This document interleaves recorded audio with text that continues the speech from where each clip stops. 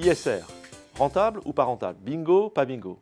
L'ISR, c'est quoi? L'ISR, c'est la prise en compte de facteurs ESG, pour environnement, social, gouvernance, dans les choix financiers, notamment dans les choix des portefeuilles d'investissement.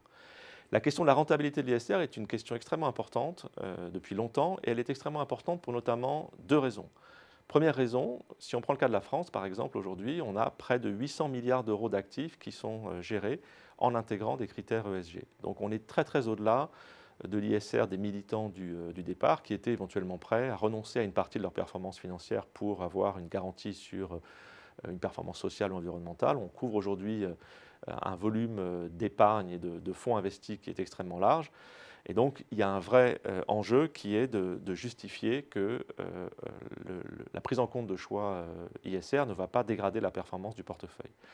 La deuxième raison pour laquelle on doit s'interroger sur cette question est liée au système juridique, et notamment dans certains pays, notamment des pays anglo-saxons comme les États-Unis.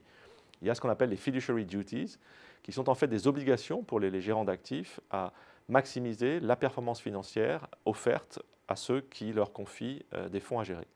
Et s'ils sortent de cet objectif, s'ils dégradent la performance financière en prenant en compte des facteurs ESG, le principal risque est qu'ils se retrouvent mis en accusation, voire même en procès avec leur mandant. Donc, deux raisons qui font que la question est réellement importante.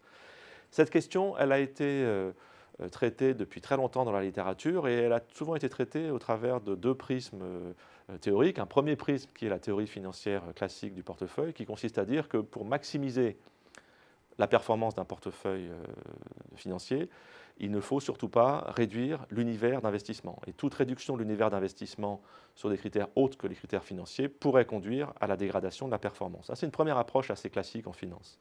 Deuxième approche, l'approche plus militante sur les tenants de l'ISR, consiste à dire, oui, certes, l'univers est large, mais si on élimine de l'univers les titres les plus pourris, ceux qui sont potentiellement le plus soumis à controverses, amendes, accidents, crises, etc., finalement, en espérance de gain moyen, on ne dégrade pas la performance du portefeuille. Donc, beaucoup de débats autour de ça, avec des visions de la finance plus ou moins conciliables. Il y a eu des centaines d'articles et travaux de recherche sur le sujet. Certains concluaient que la corrélation entre performance financière et ISR était positive, d'autres qu'elle était négative, d'autres qu'il n'y avait pas de corrélation. Aujourd'hui, on peut très largement conclure, la conclusion est largement acceptée, qu'en fait, il est possible de faire de l'ISR sans forcément dégrader la performance financière. La formulation est importante. On ne parle pas de corrélation, là on rend l'ISR compatible avec la performance financière en montrant, beaucoup de travaux l'ont aujourd'hui démontré, qu'on peut tout à fait intégrer des paramètres ESG dans sa gestion financière sans forcément dégrader la partie finance de la performance attendue par les investisseurs. Et donc l'ISR est-il rentable? Oui, l'ISR peut être rentable, il n'est pas forcément à engager au détriment des investisseurs.